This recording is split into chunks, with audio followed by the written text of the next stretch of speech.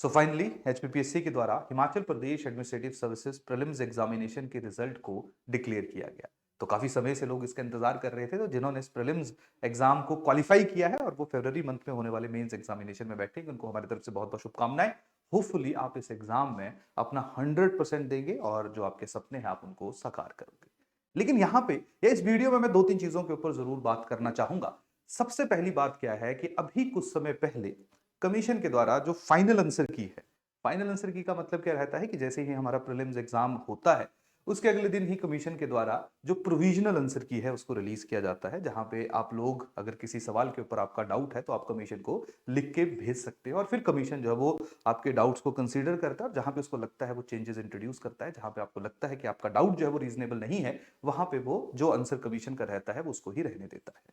तो देखिए, जो आंसर की आपकी फाइनल रिलीज की गई अभी कुछ समय पहले, उस आंसर की में 10 सवालों को स्क्रैप किया गया। 10 क्वेश्चन सी सेट और जनरल स्टडी से जो हैं वो निकाल ले गए और इसके साथ साथ काफी ऐसे डिस्प्यूटेबल क्वेश्चंस थे जिनको कमीशन के द्वारा जो एड्रेस नहीं किया गया। एक जीएस का सवाल ऐसा था जिसके 2 आंसर्स को जो है वो कमीशन के द्वारा सही माना जाएगा। तो कहीं ना कहीं इतनी प्रेस्टिजियस एग्जामिनेशन के अंदर 10 सवालों का स्क्रैप करना एक बहुत अच्छा संकेत जो है वो कहीं ना कहीं हम लोगों को नहीं देता है, क्योंकि ये वो एग्जाम है जहां से आप लोग हिमाचल प्रदेश के लिए जो बेस्ट ऑफिसर्स हैं उनको रिक्रूट करेंगे। तो कहीं ना कहीं अगर वही जो संस्था जो बेस्ट लोगों को रिक्रूट कर रही है, अगर उसमें इतनी ज्यादा गलतियां हम लोगों को देखने को मिलेंगी, तो कहीं ना कहीं इस चीज के ऊपर जो है वो सबको विचार विमर्श करने की जरूरत है।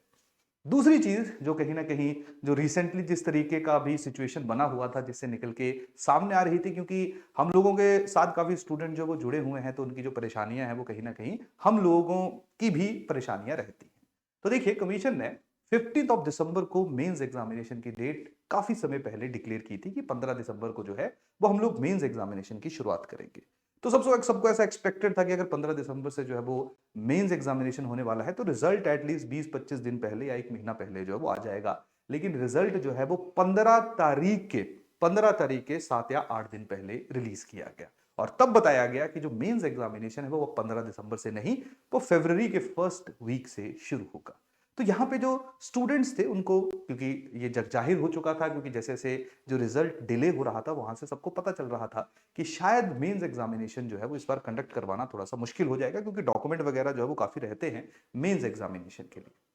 तो सबसे बड़ी बात यहां पे क्या है कि जब पता है कि रिजल्ट डिले हो गया तो स्टूडेंट्स को जो है वो टाइमली अपडेट देना बहुत ज्यादा आवश्यक होता है, जहां पे उनको बताना पड़ता है कि अब आपका जो एग्जामिनेशन का डेट है वो पोस्टपोन हो गया, ना कि उनको 6 या 7 दिन पहले बताया जाए कि आपका जो एग्जामिनेशन का डेट है वो 2 महीने के बाद कंडक्ट होगा। देखिए, डेट बढ़ाना या नहीं बढ़ाना काफी ऐसे एडमिनिस्ट्रेटिव रीजंस रहते हैं जिनके कारण जो है इस तरह के डिसीजंस लेने पड़ते हैं। लेकिन यहाँ पे सवाल आता है स्टूडेंट्स का, क्योंकि वो बहुत मेहनत करते हैं, बहुत एफर्ट करते हैं। काफी लोग इस असमंजस में थे, क्योंकि जिस तरीके से इस बार एग्जाम हुआ था तो कट ऑफ के बारे में भी प्रोडिक्शन करना थोड़ा सा मुश्किल था। जैसे अभी रिजल्ट सामने आए हैं तो वहां से देख के तो ऐसा ही लग रहा है कि जो हमारी एक्सपेक्टेशंस थी कि 95 के आसपास जो वो कट ऑफ जाएगी, इवन दो कुछ लोग ऐसे थे जिनके 92 93 के आसपास है, उन्होंने भी इस एग्जाम को क्वालिफाई किया, और कुछ लोग ऐसे थे जो 98 या 100 भी जो है वो लगा रहे थे, वो इस एग्जाम को क्वालिफाई नहीं कर पाए। शायद इसमें सी सेट जो है एक इंपॉर्टेंट रोल अदा कर सकता है, क्योंकि जो क्वेश्चन सही होने चाहिए थे उन क्वेश्चंस को जो है वो कमीशन के द्वारा स्क्रैप कर दिया गया। तो जो 10 सवाल है इनको स्क्रैप करना जो है वो कहीं ना कहीं स्टूडेंट्स के लिए बहुत ज्यादा एक अच्छा संकेत नहीं है।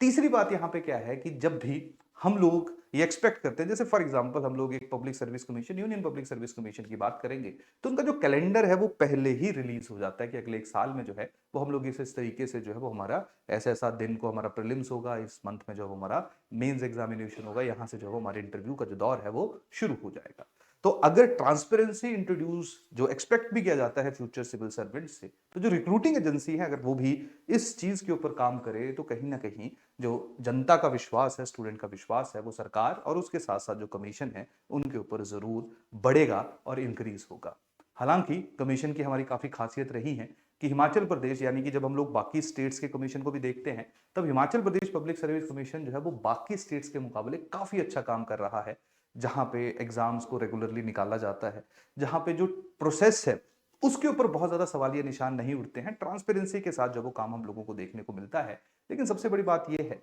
कि ट्रांसपेरेंसी जो है वो हर एक स्टेप पे होनी चाहिए। ट्रांसपेरेंसी कभी भी सिचुएशनल नहीं होनी चाहिए कि कुछ चीजों में ट्रांसपेरेंसी है लेकिन कुछ चीजों में जो वो ट्रांसपेरेंसी नहीं है। तो स्टूडेंट्स को टाइम टू टाइम हर एक चीज के बारे में बताना जो है वो सबकी रिस्पॉन्सिबिलिटी है। स्पेसिफिकली जो हमारे गवर्नमेंट या जो हमारे कॉन्स्टिट्यूशनल इंस्टीट्यूशंस हैं, कॉन्स्टिट्यूशनल बॉडीज हैं। तो इस तरीके से दो तीन इश्यूज थे जिनके बारे में मैंने सोचा कि आप लोगों से जरूर बातचीत करूं। लेकिन एक चीज हमेशा ध्यान रखिए कि यहाँ पे बहुत सारे लोग जो हैं जिन्होंने सीखा जरूर होगा कि जिस तरीके से इस बार का प्रीलिम्स एग्जामिनेशन रहा होगा, चाहे वो एचएएस का प्रीलिम्स एग्जामिनेशन था, चाहे वो नायब तहसीलदार का प्रीलिम्स एग्जामिनेशन था, काफी लोगों ने जो है वो कुछ सीख जरूर ली होगी कि उन्होंने इस एग्जाम के अंदर क्या क्या गलतियां की। कुछ लोग आप में से ऐसे होंगे जब फाइनल स्कोर आपके आएंगे तब आपको पता चल जाएगा। कुछ लोग आप में से ऐसे होंगे जो 1, 2 या 1.5 या हो सकता है 0.5 मार्क्स से भी प्रीलिम्स को क्वालिफाई ना कर पाए हों। तो आपका जो ये समय है वो है सेल्फ इंट्रोस्पेक्शन करने का, जहां पे आप लोग ये देखोगे कि आपने क्या क्या गलती इस एग्जाम के अंदर की हैं। और अगले साल जो आपका एग्जाम है जिसकी डेट पहले ही डिक्लेयर की जा चुकी है एंड होपफुली वो जो एग्जाम है वो उसी तारीख उसी दिन पे होगा। तो अब आपका जो समय है वो है उसके अकॉर्डिंगली अपनी प्लानिंग करने का, उसके अकॉर्डिंगली अपनी स्ट्रैटेजी बनाने का। और जो लोग प्रीलिम्स एग्जामिनेशन को क्वालिफाई कर चुके हैं उनके पास समय है, 2 ढाई महीने बहुत है। आप एक बार फिर से रिवीजन कर सकते हैं, अपने ऑप्शनल पेपर को और ज्यादा स्ट्रॉन्ग कर सकते हैं, करंट अफेयर को वैल्यू एडिशन के रूप में इंटीग्रेट कर सकते हैं और जो आपके वीक एरियाज उनको और ज्यादा इंप्रूव कर सकते हैं, और ज्यादा बेटर कर सकते हैं। तो इसी के साथ आज का जो ये वीडियो है इसको मैं कंक्लूड करता हूं। होपफुली आप लोग इस एग्जाम को और ज्यादा दृढ़ता के साथ और ज्यादा मेहनत के साथ जो है वो परस्यू करेंगे और जो भी आपके सपने हैं आप उनको साकार करोगे। थैंक यू, धन्यवाद।